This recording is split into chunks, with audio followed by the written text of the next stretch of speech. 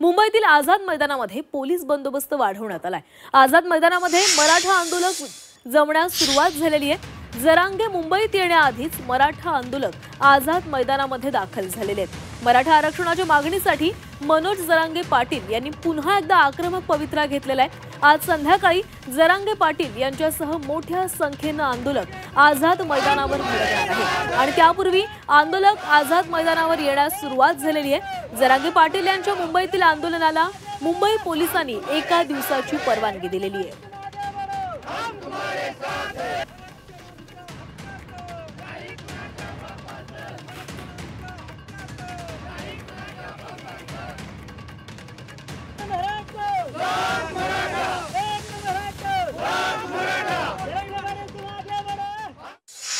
आणि या संदर्भात अधिक बोलणार आहोत। आमचे प्रतिनिधी सीमा आढे आपल्यासोबत जोडल्या गेलेल्या आहेत। सीमा, आझाद मैदानामध्ये पोलिसांचा बंदोबस्त वाढवण्यात आलेला आहे। मराठा आंदोलक त्या ठिकाणी यायला सुरुवात देखील झाली आहे।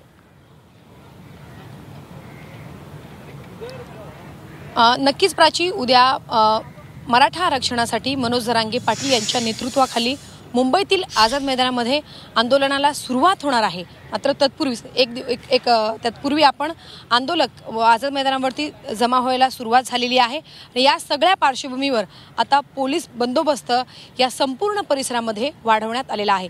या दृश्यांच्या माध्यमातून आपण पाहू शकतो महाराष्ट्र सुरक्षा बलाचे जे जवान आहेत त्यांची परेड या ठिकाणी घेतली जाते।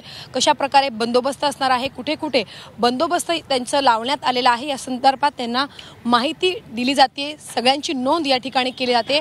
यांची परेड आझाद मैदानामध्ये होताना आपल्याला पाहायला मिळत आहे। आंदोलकांची संख्या मोठ्या प्रमाणात वाढू शकते अशी शक्यता आहे। या संपूर्ण परिसरामध्ये आंदोलक वाढतील आणि त्यामुळे कोणताही अनुचित प्रकार घडणार नाही याची काळजी म्हणून आता पोलीस बंदोबस्त मोठ्या प्रमाणात या संपूर्ण परिसरामध्ये वाढवण्यात आलेला आहे। आता ही दृश्य आपण आझाद मैदानामध्येच्या आतली पाहतोय। आझाद मैदानाच्या बाहेर सुद्धा मोठ्या प्रमाणात ठिकठिकाणी पोलीस बंदोबस्त आणि ठिकठिकाणी पोलीस तैनात असल्याचं सध्या आपल्याला चित्र पाहायला मिळत आहे। प्रत्येक आंदोलकांवरती पोलिसांची नजर असल्याचं सध्या बाहेर चित्र निर्माण झाले। सोबतच भाजपकडनं जे बॅनर लावण्यात आलेले आहेत ते बॅनर सुद्धा पोलिसांमार्फत काढण्यात येणार आहे, जेणेकरून आंदोलक तापणार नाही, आंदोलकांमध्ये एक वेगळी भावना निर्माण होणार नाही याची संपूर्ण काळजी आता पोलिसांमार्फत घेतली जाते।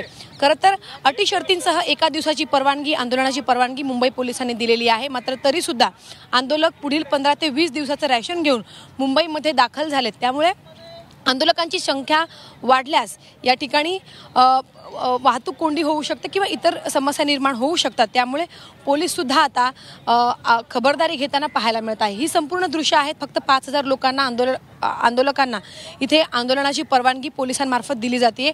मात्र त्याहूनही अधिक लोक या ठिकाणी जमा होणार असल्यामुळे आता संपूर्ण म्हणजे प्रत्येक अँगलने पोलीस सुद्धा पाहणी करत असताना आपल्याला पाहायला मिळत आहे। फक्त आझाद मैदानच नाही तर मंत्रालय असेल किंवा मग ठिकठिकाणी जी मंत्र्यांची निवासस्थान आहे त्या ठिकाणी सुद्धा पोलीस बंदोबस्तात वाढ करण्यात येणार असल्याची माहिती जी आहे ती मिळते।